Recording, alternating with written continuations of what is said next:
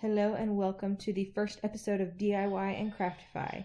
So what we're doing today is we're making outdoor cushions. In that first frame, I was showing you the dimensions that I used. If you want to use those, that's fine.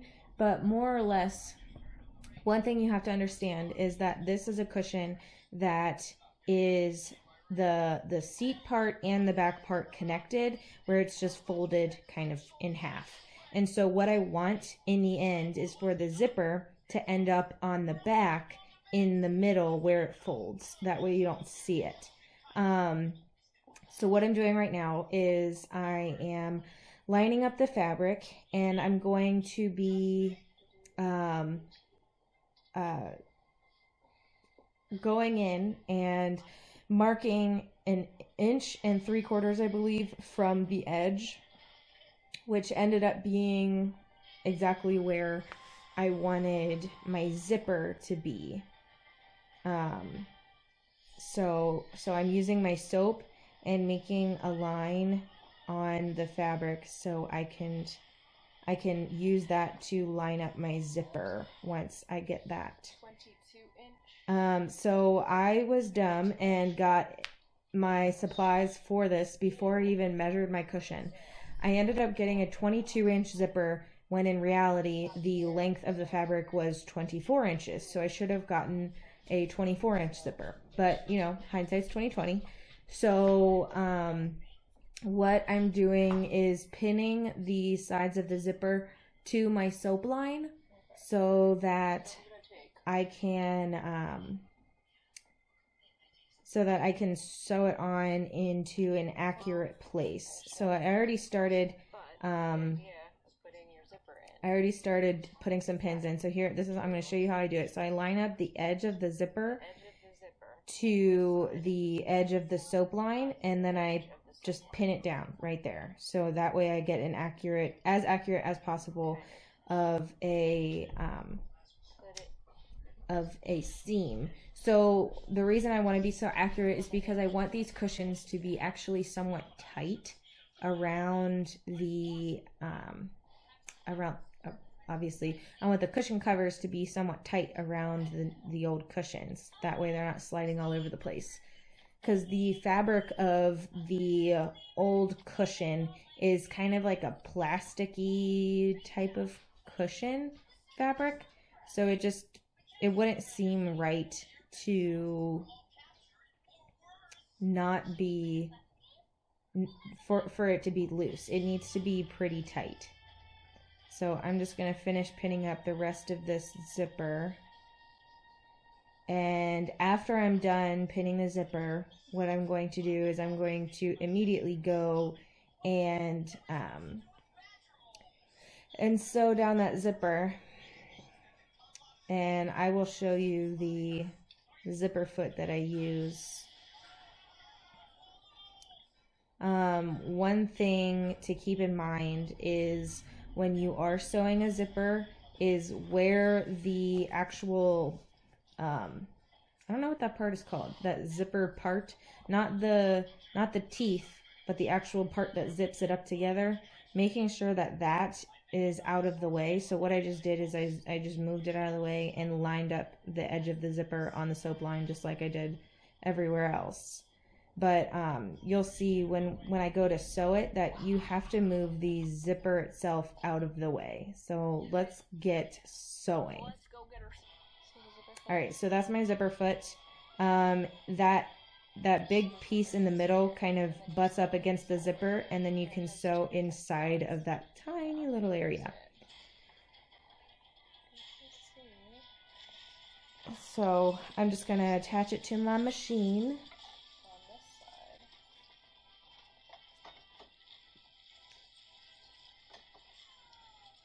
And sew it down. And so when I went and bought thread for this project, I did not buy a matching color. I bought something that was as close as possible, and it was yellow, but I bought an outdoor thread because I thought that was going to be the best option. It's very thick and very durable, so I figured that that would be the best option for me. I don't want these to be falling apart anytime soon. So I'm just going to sew up the rest of this, and you'll see here in a second that I'm going to be moving that zipper out of the way. And by the zipper, I mean like the actual zipper part. So you put the needle down, lift the foot up, and then zip the zipper out of the way so that you don't have to worry about it anymore. So now it's at the top, and then you just keep sewing like normal.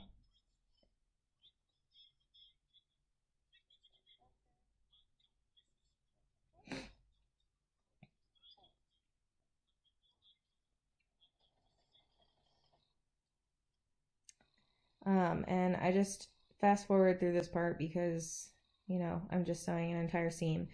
So once you're done with that, you already have a line for the other side because you were smart and did the line on the same side of the fabric, but on the other end.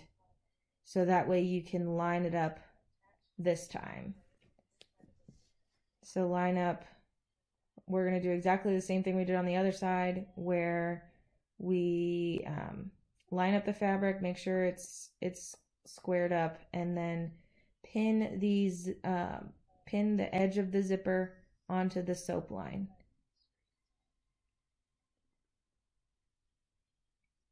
And you're going to do that all the way down, just like we did the first time.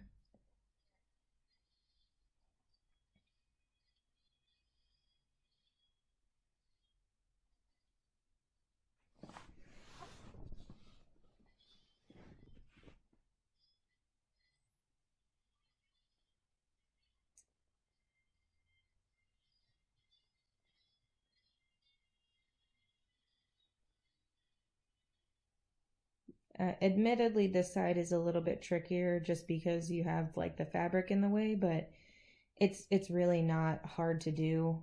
And you can be pretty sloppy with all of this. I do also want to mention that I'm doing a T-seam on the cushion. So on each corner of the cushion, it's going to kind of look like a T. So the middle seam is going to come up, and then it's going to level off as a as it gets into the corner.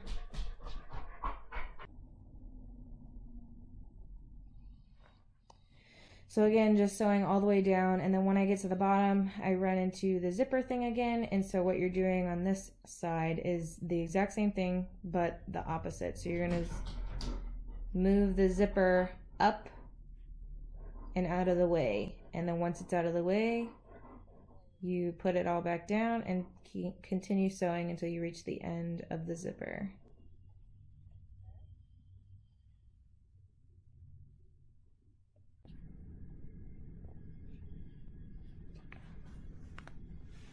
Okay, so just finished sewing all the way down,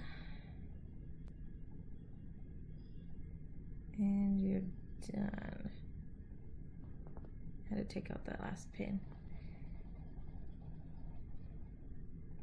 Right there, what I was doing was just back stitching. If you guys don't know what that is, your machine just goes in reverse for a couple stitches, and then you sew back over it just to make sure that it doesn't come undone. Okay, so now we have a loop. So I'm showing you the bottom. It's all in a loop. And so what I need to do is I need to measure out to make sure that the zipper is in the middle, and I kind of eyeball it first and use a ruler to measure out the rest and make sure that both sides are lined up. And then all you have to do is press, or not press, pin, that's the word I'm looking for, pin the two sides together, so the front and the back. And this first pin is always the hardest because you're trying to make sure that those two line up. that part probably would have been easier if I had a 24-inch zipper instead of a 22-inch, but oh well, you live and you learn. So you pin up both sides along. I went from the middle and worked my way. So I started in the middle to make sure that the two sides met, and then I worked my way to the outsides. Same thing on the top. So moving all the way up there, doing the same thing. And the seam allowance that I have for the sides, I used a 1/2 inch. That way I gave myself enough room. I got this fabric at Joann's. It's an orange color. I know it's really hard to see because I have horrible lighting, but it's orange, and it's a very textured fabric. So I'm just switching back to my other foot. That way I'm not using the zipper foot anymore, because I want to have a good contact between the fabric and the presser feet, because I'm actually doing a stretch stitch on all of this just because it's going to be a lot tougher. It needs to be a lot tougher on those sides. So what I'm doing here is I'm showing you a little sewing trick that I have. So when you have a seam allowance, say mine's going to be a 1/2 inch, what I do is 1/2 inch from the needle, I lay a piece of tape down, a colored piece of tape, a 1/2 inch away from the needle. That way I can just use that as my guide as I'm pushing my fabric through, so I don't have to worry about it all the time. I've been doing that since I started sewing, and I don't think it has ever failed me, because it just makes things so much easier. You don't have to think. You don't have to make any lines on your fabric. It's just super easy. So if you can tell by my fabric the way that it's acting, I'm doing the stretch stitch, which it's like a forward, backward kind of thing. I don't know if that's the exact pattern, but that's pretty much what it looks like. It just backtracks a lot the whole way.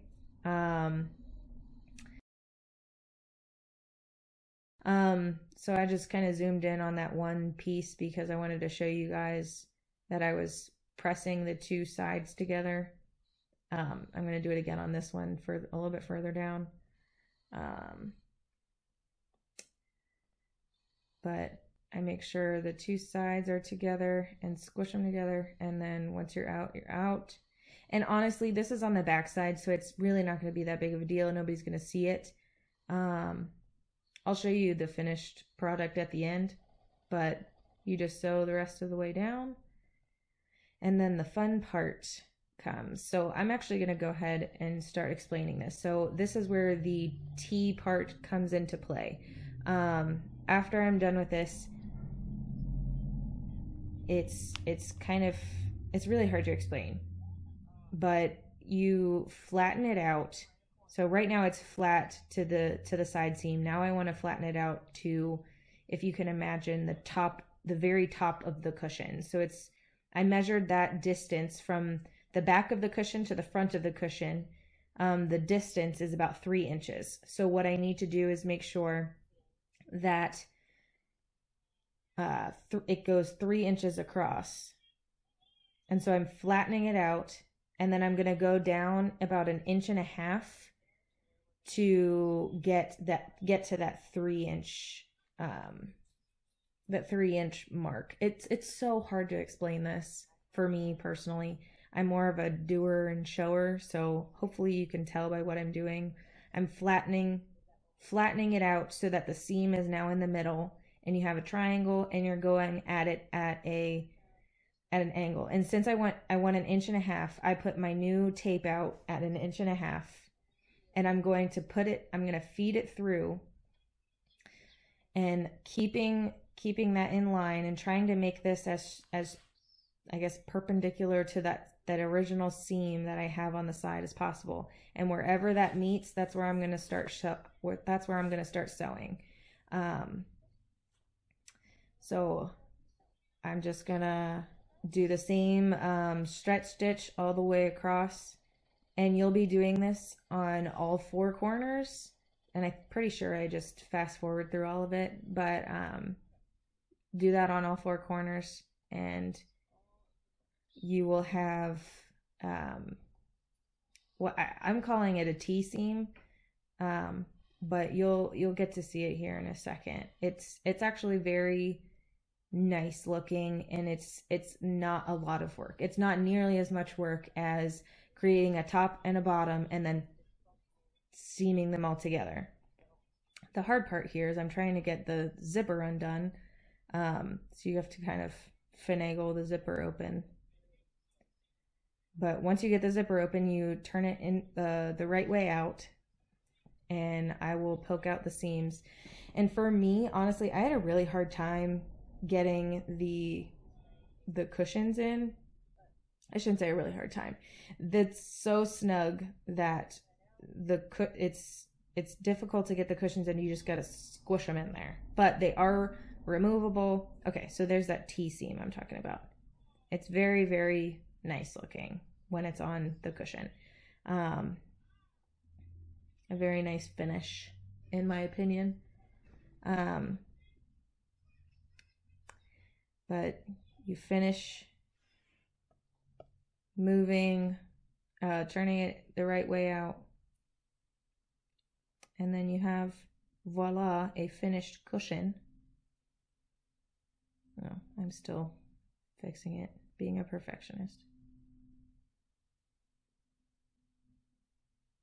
And this just, doing that T-seam just gives it that volume that you're looking for.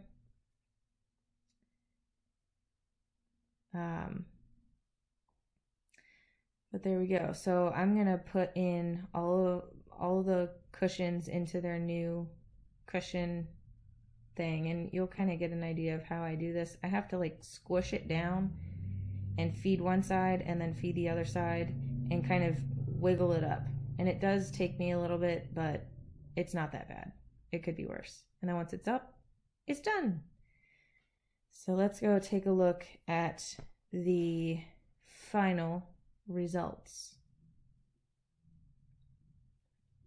And there they are.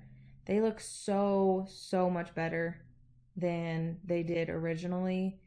I already got dirt on that one. I dropped it while I was carrying it outside. But they look so much better. They were a dreary bluish, grayish, whitish color. And like I said, it was like a weird plasticky material. So I'm just really happy with the way that it turned out. And I hope that you guys like it.